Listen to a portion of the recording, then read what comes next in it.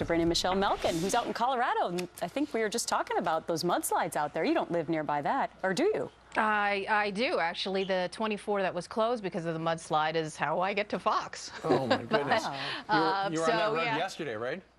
Yeah, I was, and fortunately avoided the mud. But there's plenty of mud in Washington to compensate for it, right? Indeed. Yeah, let's start talking about Obamacare.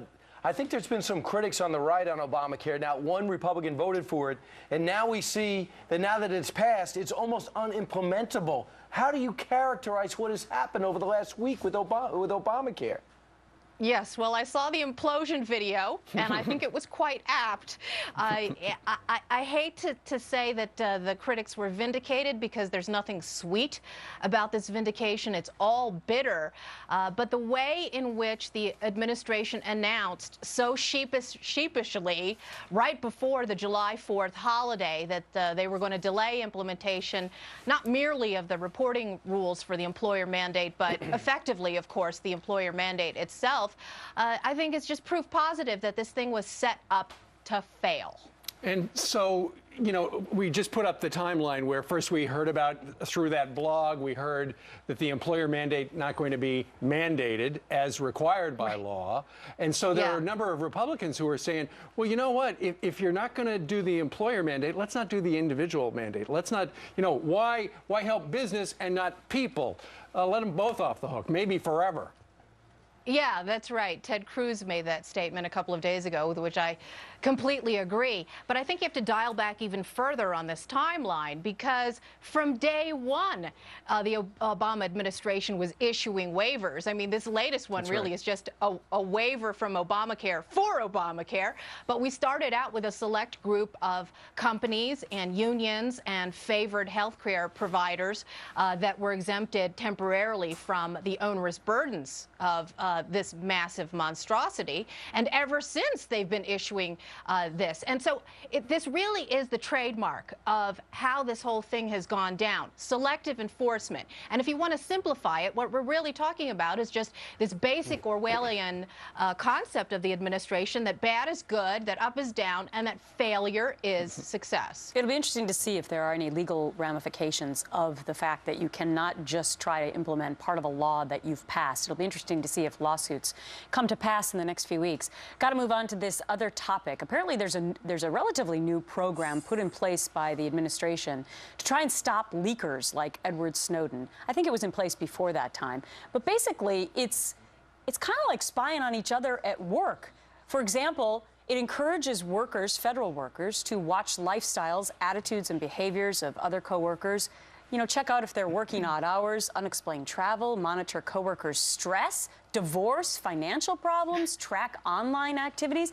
I mean, what kind of work environment would this set up, and would it be really easy to try and just turn one of your own employees in, coworkers in?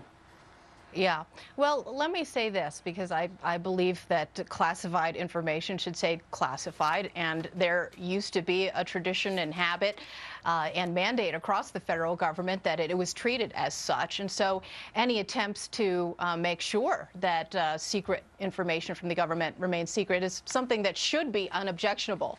But of course, in this current environment, what you have, I suppose, is a training program for snitches, or a training program so that you've got these experienced spies who can spy on the rest of us. I don't know. Yeah, it's crazy. Meanwhile, let's take folks down to Gitmo, where a bunch of those guys who are being held are on a continued hunger strike. A judge ruled Monday that she lacks the authority to halt the forced feeding. You refer to this essentially as jihad theater, or Cirque du Jihad.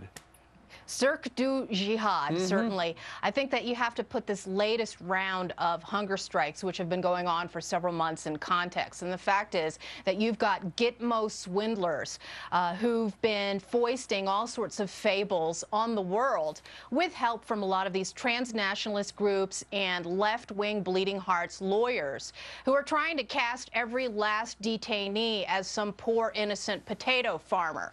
And I think that what the American people need here is a reality reality check about how manipulative al-Qaeda operatives and their sympathizers are.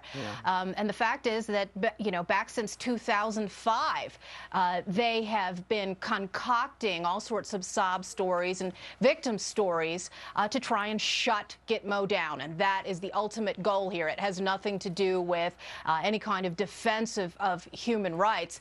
These people are willingly and deliberately manipulating public and global opinion. I know, it's unbelievable. The inmates are running the asylum, and we're allowing it. If you left the guards do their thing, they'd be able to take control of it. Meanwhile, the AP is now reporting that Khalid Sheikh Mohammed, who is a graduate of North Carolina A&T with, I believe, a degree in engineering, has been allowed to put together and take apart a vacuum cleaner to keep his sanity. What's your take on that? Well, you know, it's part of that whole Gitmo coddling mentality. Apparently, we're indulging his tinkering penchant and fetish here by letting him do this kind of thing. I think what was shocking to me in the stories that have come out about how we've been filling his idle time is the fact that, you know, here he is relaxing, watching movies and DVDs, and apparently getting Snickers bars. Okay, so let's not focus on the hunger strikers. Let's talk about that. And this guy has still yet to be, you know, held and justice achieved for his masterminding of terror plots that took American innocent lives. Costing us millions of dollars. All part of your jihad theater. All right, Michelle Malkin, That's right. joining us from out in Colorado. Thank you very much. We'll see you back here next week. You bet. Take care. Thanks, Michelle.